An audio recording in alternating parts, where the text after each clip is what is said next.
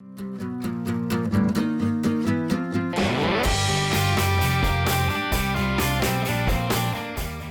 everyone and welcome to Shelf Space. I'm your host Ron13 and today we are looking at not one, not two, but three different kits today that all combine together to make the Nepeight Gundam. So yes, I am finally talking about one of the last Core Gundam armor sets that I haven't talked about. And we are going to be using the Core Gundam 2 G3 colors, which really isn't G3, but you know what, whatever. But yes, and this also sort of shows a problem I have with this entire system where I have to get 3 kits in order to basically get the entire thing. I'm not completely cool with that, and I'm not helping the problem by buying 3 separate kits to get the entire thing. But whatever, the show must go on. Let's take a quick look at the boxes and then we'll get to the figure. So we got Core Gundam G3, looking pretty cool. We only saw this in the Batlog, if I remember correctly. In fact, yeah, it has the Batlog symbol right up there. We got little write-ups about the stuff it can do. Same illustration as the front. More write-up stuff. Sad barcode thing. Newer bluefin sticker. And that's it for that. We got the Nepeight unit, which conveniently fuzzes all the other stuff out to show that they don't come with it. There's all the stuff. Nepeight unit, Hero support unit, write-ups. Same picture as before. More write-ups. More sadness. Bluefin sticker. Nepeight weapons, which this time almost makes it look like it has everything. Interestingly enough, this shows that the illustration here is basically traced over the photograph. Not that I hold that against them, but it is an interesting thing to note. And write-ups, illustration. Actually, sorry, not illustration. This just shows the GBN base Gundam with the stuff. Sadness, sticker. Okay, we're done with this. Now let's look at the figure. So here's everything on my fancy new turntable. We got the Core Gundam 2 G3 colors and the Nepeight armor with the Nepeight weapons all equipped and looking pretty darn snazzy. And I absolutely love the way the colors work together on this. It's very pastel, but I kind of dig it with this look. It's nice looking. It's really, really good. Now, since we've seen a Core Gundam 2 and its flyer thing before, I'm not going to go too in-depth in the nitty-gritty of this, which will probably make this a little bit of a shorter video. But we can take a closer look at the color separation on this, which is very nice. I'm digging the purples, and actually it's got 2 different shades of purple, though it comes out a little blue on my camera maybe. And the sort of kind of seafoam green color there, pretty cool for the little crystals and cameras. I dig it. And then on the Nepeight armor flyer thing, which I just dropped, we got more of this pastel green, same sort of, actually it's it's about the same color, white, and lots of gold stickers. And this thing is kind of a sticker hell almost.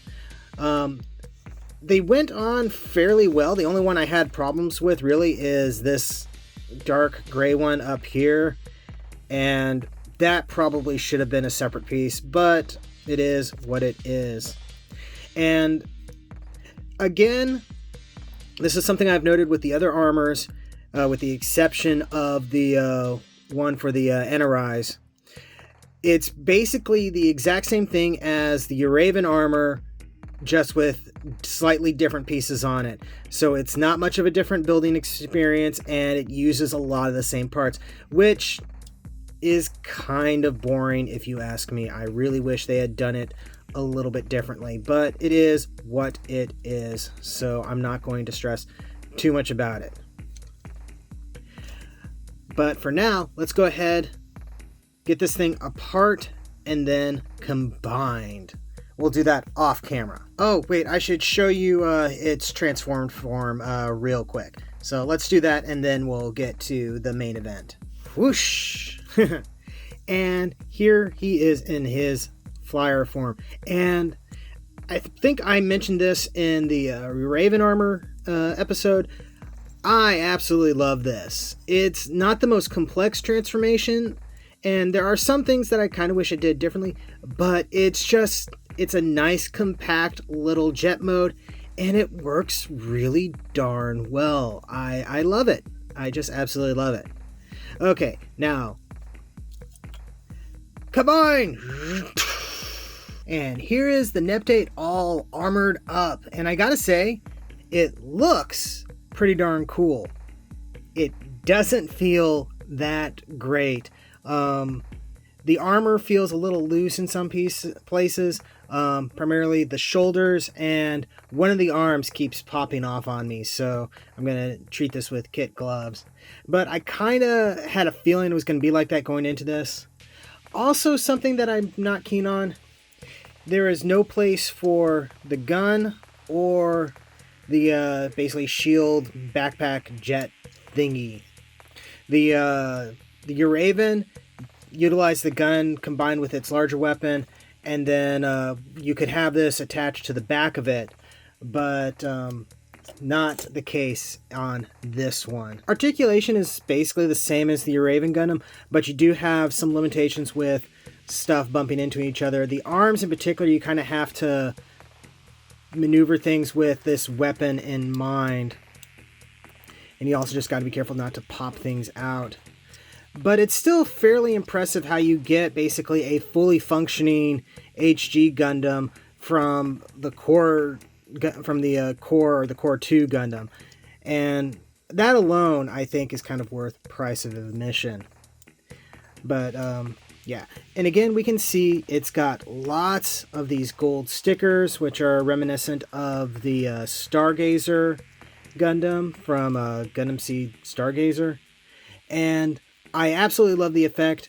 I kind of wish they had done it with plastic instead of stickers, but it's an HG kit. I'm not expecting miracles like that. Though, speaking of miracles, it does have a sort of transform state where it deploys its special solar sail thing. So let's go ahead and see if we can get that set up. All right, so we're going to start by bringing up this here, if you can see what I'm doing. And you can see there are little connection joints right there. Then what does the instruction say? Okay, we're gonna pull this part down here. This bit of engineering right here I actually think is pretty cool looking. It's very simple. It's just a sliding mechanism, but because of the shape of everything, it looks like it's doing a lot more than it really is. Okay, next we're going to open one of these right now, and I'm going to start. See, that's what I was talking about. That arm keeps popping out, and there goes the shoulder armor. This keeps up. I'm going to jump cut.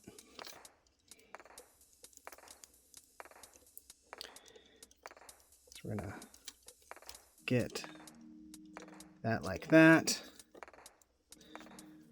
Get this like that. Everything is trying to slide off because it's designed to be easily removed. Okay, and so now we just basically interconnect things.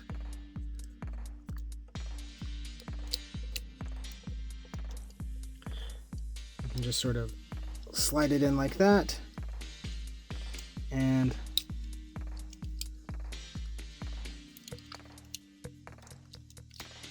like that.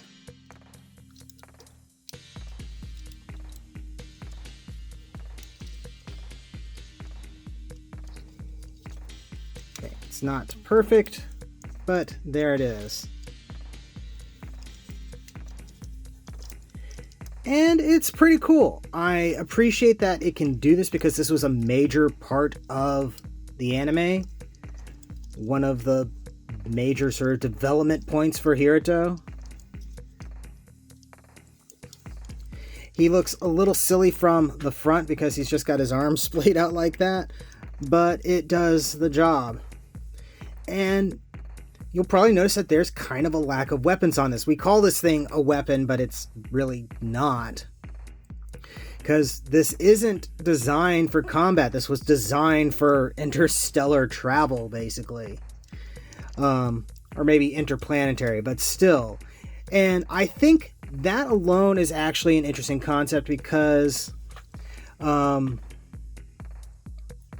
having a mobile suit, something that's usually for war, and making it a non-combative thing is a concept you don't see a whole lot. So I appreciate what they're doing there. For comparisons, we're not going to go too crazy this time around.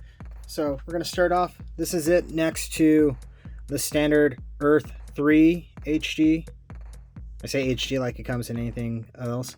And it's so interesting going back to these older ones compared to the Core 2 ones, because they're very skinny, basically, in comparison, kind of stick-like.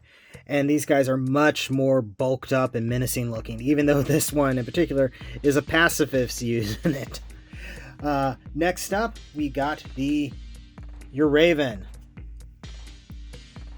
Now, this one has giant gun of giantness, and it can still have the little back shield jet bit, though it does add to the back weight on this thing. Very cool to see these together. We have one more unit to go, and then that'll be it for all of Hiruto's Core Gundams. I don't have any of the Alice ones, at least not yet. I'm still thinking if I really want to dive into that or not. And I don't think I'm getting the Gundam Base exclusive set that has 3 different versions of the, or has new versions of the Core 1, Core 2, and the Alice Core. We'll just have to see where things go.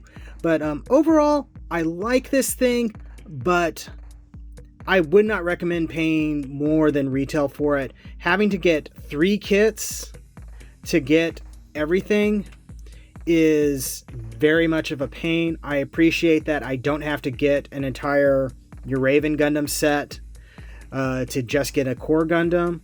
So the Core Gundam 2 here only comes with the Core Gundam, so that's kind of nice. But yeah, and the stickers on this, it makes it very, very hard to recommend. And yeah, I guess one thing I'll mention is the Nepeight weapons do have some adapter pieces that you can use to connect to them and let other units use it. Even a backpack adapter that makes something that's like the backpack on the Core Gundam, so you could potentially make others more compatible with Core stuff. That's kind of cool. But yeah. Okay, I'm at the rambling point now, so time to stop this video. So thank you very much for watching. Don't forget to like, comment, subscribe, all that fun YouTube stuff. Check the description below for links to my storefront where you can get official shelf space t-shirts and more. And yeah, thank you again, and I'll see you next time you invade my shelf space.